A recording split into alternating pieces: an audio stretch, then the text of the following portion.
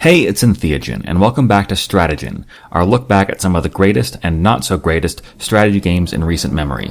In this, our fourth series, we plunge into the savagery and the glory of the Creative Assembly's 2004 Rome Total War, a hybrid real-time turn-based game that is the third in the Total War series. Rome takes us to the days of the late Roman Republic and early Empire, a time when various noble houses vied for control of the Roman government and conquest of neighboring barbarians was the norm. The Total War series is in many respects a unique experience, fusing the grand strategy of Risk with the down-and-dirty tactics of tabletop wargaming.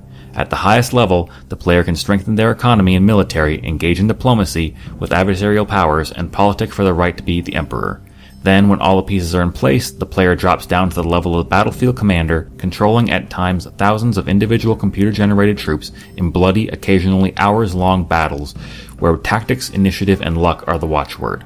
Only one faction can be Emperor of Rome, and it had better be ours. Ave Caesar! Okay, so we're starting Rome Total War. To be honest, I love the Total War franchise, especially the early games. They're just great strategy games. They have a wonderful mix of real-time strategy versus turn-based strategy. They're just great games. Rome is like third in the series, so they've introduced a lot of new elements that weren't present in Shogun Total War and Medieval Total War, and we'll see some of those here in a minute. Why don't we go ahead and get started by selecting single player. So we have a number of options here. We have the prologue, which is play the tutorial introduction to the Imperial Campaign. We have the Imperial Campaign, we have the historical battle, and we have a custom battle or a quick battle. We're going to do the Imperial Campaign. Okay, so when you start out with the Imperial Campaign, you have a choice of three factions. These are, in Roman terms, they will be what would be called gens, they would be a gens, right? Gentes is what the plural is.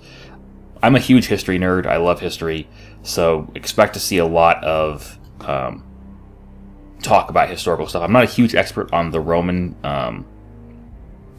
period, but I do know I know a lot about it. Not an enormous amount, but a lot.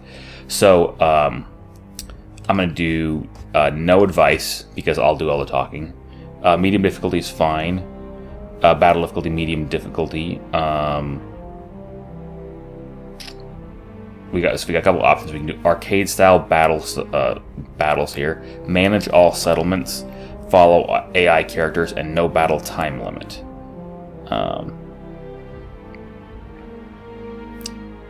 And we also have the option of doing a short campaign, which is control 15 provinces and destroy or outlast the following factions or faction Gaul, right? For the House of Julius I. We're going to do the long campaign.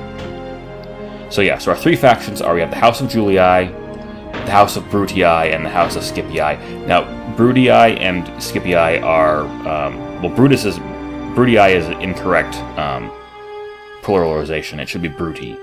And Scipii is correct, though. But both of those are what are known as cognomens versus actual, they weren't gentes. I guess which brings me to the I can talk a little bit about the naming system in Rome. Romans traditionally had three names: the praenomen, the gens, and the cognomen. Right, and the praenomen would be what we call a first name. It literally means first name. The gens was their family name, but a gens was more than a family. It was like a clan, I guess you'd call it. We use the word tribe, but tribe has a specific meaning in Rome, the real world Rome. And then the cognomen shares the same root as recognize, so it was like a nickname. People's cognomens were what you called them if you were friends with them, right? It was basically determined to distinguish them from every other person who had that same name, because the reality is, because they were only a couple hundred gens, and there were really only about 2 or 3 dozen praenomen's, so you ended up with people who were all named the same thing. For example, we talk about Julius Caesar. He was in the House of Julii, right? Julius was not his first name. We use it as first name today, but Julius was actually the name of his family. His first name was Gaius. His full name was Gaius Julius Caesar, and Caesar was a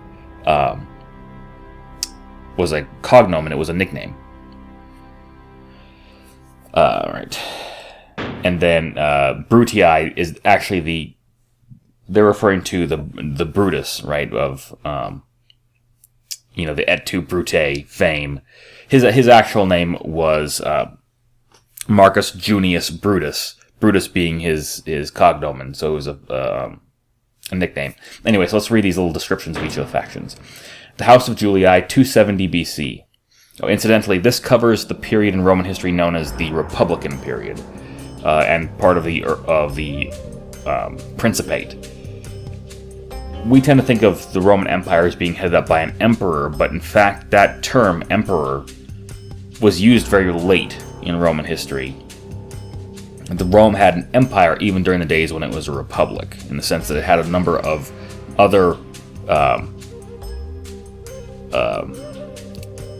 polities that owed tribute to it, that it controlled politically, and that dates back to starting about this period. So, the House of Julius. Rome is a place where tradition and history count for much. The legends of the city's founding are important, and the powerful patrician families are directly descended from the first followers of Romulus. These heroic times demanded harsh, decisive action, and this is a tradition that the often conservative Romans have maintained to this day. The Romans, including the Julii family, are people for whom politics and war are all-or-nothing affairs. Oops, I skipped a thing here. The fates have not always been kind to the Julii. They are a patrician family, but one whose star has not always been in the ascendant. The family's fortunes have declined and then risen over the centuries, so much so that they may almost be considered vaguely parvenu, upstarts newly arrived to wealth, power, and authority. With the loss of position and status in the past, the other powerful factions of Rome look down, if ever so slightly, on these new men of Rome. The Julii have had to adjust to the realities of politics and power and have cultivated their popularity with the common people. The rule of Rome may lie with the Senate for now, but the Julii know that the people also have a say in government. So, government of Rome is divided into the Senate and the People's Assembly, right? So, the Senate, the word Senate is derived from senex, meaning an old man, right? So the Senate was comprised of the heads of the most important families in Rome when it was founded. When the Senate was founded, I mean. The People's Assembly, on the other hand, is more what we today call democratic, in the sense that it was supposed to represent the people. It's equivalent to like the House of Representatives in the United States or the House of Commons in England. The Senate and the patrician classes need the plebeians to at least go along with their actions, so plebeians, common people. This populist attitude with the common people puts the Julii at odds with the other great families. Which approach will lead to great power within Rome has still to be decided. The Julii have a commanding position in northern Italy that means they will be in vanguard of any struggle against barbarians. Success there can be translated into political power in Rome itself, as the mob always loves winners. Right, so they're located here in what we today call sort of southern Tuscany. Alright, so the Brutii, alright. I'm going to use their term, Brutii, even though it's historically inaccurate. They're located down here on the Boot, around what today is Naples. Naples doesn't exist at this time.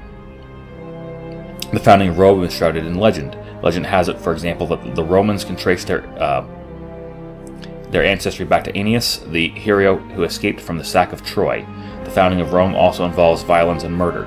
Viewed in a certain light, much of subsequent Roman history can be seen as a continuation of these aggressive ways. Since this time, the Romans have kept fine traditions of warfare and high stakes or even murderous politics. The Brutii know all about Roman politics. The founding of the Republic of Rome involves them closely, as they have been at the heart of the Republic for centuries and can even claim to have been the father of the Republic in their family. To have the father of the family. Lucius Junius Brutus, right? So Junius is their gens. Pretended to be an idiot for years to avoid being killed by Lucius Tarquinius Superbus, known as Tarquin, the last king of Rome, and then managed to lead his people in expelling the hated king after the rape of Lucretia. Casting aside his idiot persona, he became one of the first praetors, ruling office of the patrician class established before the consulship. Right, so praetors were sort of like... They were like, how do I put this? Like regional governors in a lot of respects. And there was one for Rome itself. Lucius Junius Brutus even had his own sons executed for plotting to restore the Tarquins to power. That's power politics played out to the bitter end. Membership of the patrician class is what sets the Brutii apart from the other Roman factions. They are counted among the old families of Rome, those related by blood, marriage, or adoption to the founders. These are people who have always been important within the social hierarchy, people who would expect to have authority as a matter of course. This is why they now have control of southern Italy. The Brutii would not have expectations of power, however, if they had not been able to deliver the political and military skills that Rome requires. But now, perhaps with Rome surrounded by enemies, within and without, there is a chance to secure ultimate power to become the new imperators of a Roman republic that extends throughout the known world. Alright, so Imperator is the source of our word emperor, but it just means commander, right? It's like the imperative form of English, to give orders. And then the final faction is the House of Scipii, right? And they controlled territory on Sicily and also in central Italy. The city of Rome had a violent foundation, one that mirrors much of the political and military infighting that happens between the great families of Rome. Romulus murdered Remus for jumping over the walls of the city, and then named himself king and renamed the city in his own honor. Okay, here's what happened, right? Romulus and Remus were twins. They had each received sort of an omen stating that they'd be great men. They each saw vultures. Remus saw 6 vultures. Romulus saw 12. Romulus claimed that he was, I think that's what it was, 12 and the order it was. Anyway, one of them saw them first and claimed that was the reason he was going to be great, because he saw the omen of these vultures first.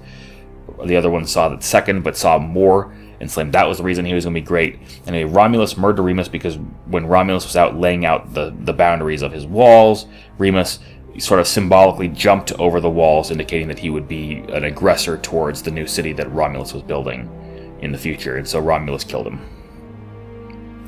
The patrician families of Rome claim descent from the adventurers, exiles, and warriors Romulus recruited to help establish his city. The Scipii should be numbered among these ancient bloodlines. They are not, perhaps, of quite the first rank, although this in itself means they are keen to prove themselves the equals of any other Romans, but they are certainly among the optimates, the aristocracy of the city, and have been for many generations. They are important people used to the privileges of rank and the usages of power, both to further Rome's ambitions and that of their own family. They have also produced able politicians and generals. The two go hand in hand in Rome, as political success rarely comes without success on the battlefield. They are, however, unusual in a couple of respects for a Roman family of the old ways. Firstly, they are extravagantly wealthy. Wealth is one thing, and this always brings power with it, but their use of wealth has sometimes surprised more conservative Romans, and Romans are nothing if not conservative.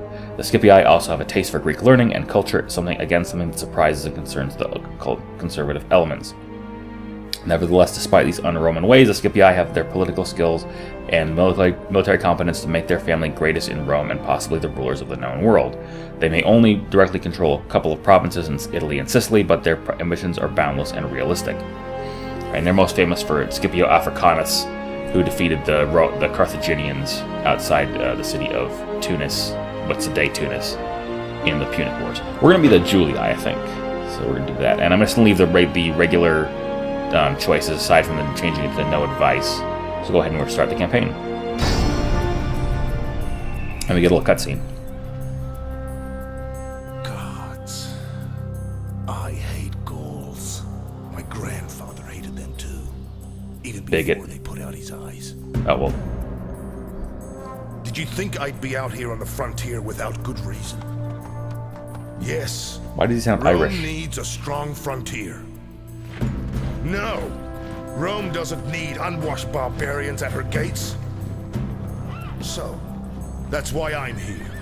The leader of the Julii, to bring Roman order to stinking Gauls. Yeah, why does he sound Irish? That'd be good too.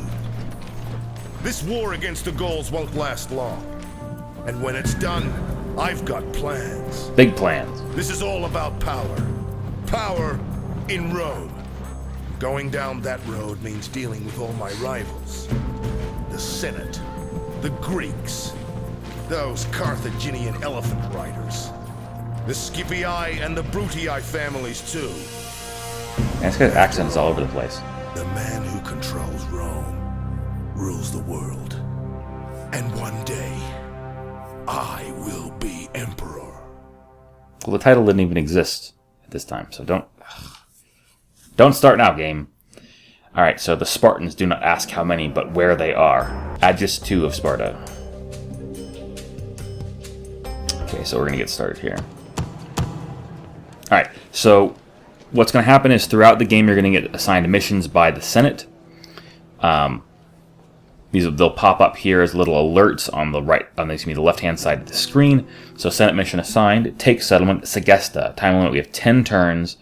The Senate asks that you take this settlement for the glory of the empire. If you succeed, you'll be greatly rewarded. All right. So let's go ahead and accept that. All right. So here's our starting position in northern Italy. You can move around the map by moving your mouse to each side of the map. Right. Go up to go up, down to down, down, and so forth.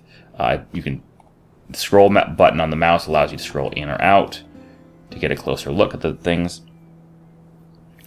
So a number of features are new in Rome Total War compared to previous Total War games. There were 2 previous ones, Shogun Total War and Medieval Total War.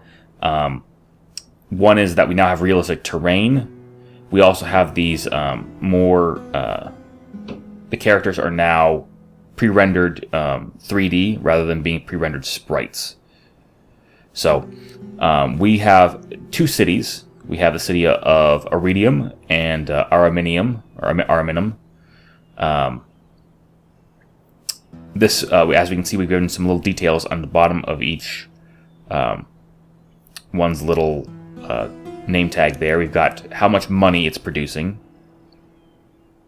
We also got, which is in this case of Iridium, it's producing 63 gold per turn. Its loyalty is happy, so it's green, and it's increasing its populations, which is also green. On the other hand, Ariminum is losing money, right? We're losing 114 gold every turn, and we are, again, it's happy and it's loyal. I'm going to scroll in a little bit so we can see a little better at this lower level. We've got 2 armies, right? One is commanded by Vibius Julius, who is a family member, and the other one is by Flavius Julius. So presumably these are this is my faction leader. So this is presumably like my son, right? My character's son. You'll notice that each of these is carrying a little battle flag. The battle flag is got an upper part that's sort of grayed out, and then a lower part that's in color. The lower part that's in color indicates how many troops you have in that army, right? So the higher this goes, the more troops you have in the army. We've also got a guy named Sextus Antio, who is a diplomat, right? We can send him to talk to other factions and negotiate with them. So this purple square here is province is Rome itself. You notice they have pretty large armies. This blue one is the held by the Scipii, and then this one here is held by the Brutii, which is green. This, on the other hand, this town up here called Patavium is a Gallic town. It's held by the Gauls. And I do find it a little bit ironic that the voice actor for the Julii leader in the previous one sounded kind of Irish and was bitching about having to fight the Gauls when the Gauls were a Celtic people, and so are the Irish today. So we want to take Segesta, right? So the first thing we're going to do is we're going to click on one of our cities. You now notice there's a little green selector thing around it, and this brings up what's going on with our town. So we've got several buildings in the town. We've got a militia barracks. We've got a governor's villa. We've got a port. We've got a wooden palisade. We've got land clearance, and we've got roads. So each of these does something different, right? If we click on the militia barracks, we can bring it up here. It enables us to train the town watch as well as the hastati. Right? I'm not going to read all the descriptions here, but basically what it allows you to train is the most fundamental military units. The governor's villa enables you to train peasants and allows you to recruit a diplomat. The port enables you to trade, provides trade fleets, and enables you to train biremes. So we've got a ship over here, that's this guy here, who's Admiral Oppius. if we were a landlocked province, we wouldn't be able to build a port. I don't think there are any landlocked provinces in Italy. They're all on the beach. It's all beachside property. But if you were in like one of these up here in the Alps or something like that, you wouldn't be able to build a port, obviously, because there's no water for you to build it on. Wooden palisade, extra wall defenses, excellent. Land clearance, which improves farmed and food production by +1. So, and then we finally got roads, which improved roads and trade. Roads increase the speed at which your armies and various other units pass through your territory. Land clearance improves the amount of food that you produce. Basically, all these various city improvements help make your territory more prosperous. So if we look over here onto the right corner, we've got an option for the top button, which says Open Construction Window. The bottom button says Open the Training Scroll. We also have what town we're on. If we go with arrows, if we click on the right arrow, we'll move to our next city, which is Ariminum, which is really hard to say for some reason. It tells us how much gold we have altogether. We have 5,000, which is presumably solidi, which is the unit of currency. It's 270 BC. It's summer, and we have our faction summary window and the turn. Every year in Rome is broken up into 2 turns. So winter and summer. So basically, we're going to go from, I think the game extends from like 270 BC to like 10 AD. So you're talking about 280 years or about 560 turns for if you were going to play the whole game out. I'm not sure how long we're actually going to play it for. We're going to, maybe once we're in control of Rome or whatever, we'll, in total control of Italy or something like that, we'll say that we've won. But let's open up our faction summary window. Alright, so here's our faction. We have capital city is Iridium. Our faction leader is Flavius Julius. We have 13 family members. A region's controller 2. We haven't won any battles. We haven't lost any battles because we haven't fought any battles yet. Imperator is our victory condition. Become the supreme ruler of Rome and control at least 50 provinces. 284 years remaining or 568 turns. You have an option to auto-manage everything. You have an option to auto-manage taxes only. And we have an AI spend policy, which is if we were to auto-manage these things, it would be on the spend end. It would be to build stuff as much as possible. If we move towards the save thing, it would save everything. We can show our lists scroll, which show our military forces along here. We can also look at the settlements. We control 2 settlements, including their population, the public order, their income, and their governors. Right, okay, so in this case, Lucius Julius is the governor of Iridium. He's our heir. And Quintus Julius is a family member, but he's the governor of Ariminum. And then we have agents. Sextus Antio is a diplomat. He's in Etruria. That's the main province that we're in. And then we have Decius Curtius, who is a spy. He's in Umbria. Okay, so we can close that. All right, then we've got the faction rankings scroll. Haven't been any turns yet, so nobody's ranked anywhere. We can show our family tree. Here's everybody. There's like a handful of different thumbnails for these people. And then finally you have to show the Senate offices list. What offices we hold and who holds or are held and who holds them, right? So Pontifex Maximus, that's a title that today we use for the Pope, but at the time it literally meant Great Bridge Builder. So it would be one of the highest ranking faction offices in the game. Then they have the Censor, the Consul, the Praetor, and a Deal. A Deal was like a high-ranking bureaucrat. Probably a Dealie, actually, is pronounced that. And the Quaestor. I'm probably not going to pronounce most of these correctly, because I'm not really practiced at pronouncing Latin, but feel free to correct me in the comments. Alright, so we've got the faction stuff, how much it costs to maintain everything. We've got the diplomacy, who we're allies with. We're allies with all the other factions, and we're enemies with rebels. Again, everyone's the same. And then the Senate, what our policy is towards specific countries, and then what missions are available, and then our standing on the Senate floor. Okay. So now that we've had an introduction to the overview of the game, we've started the game. We've got an overview of the user interface. I think I'm going to call that an episode. In the next episode, we are going to get started on conquering Segesta.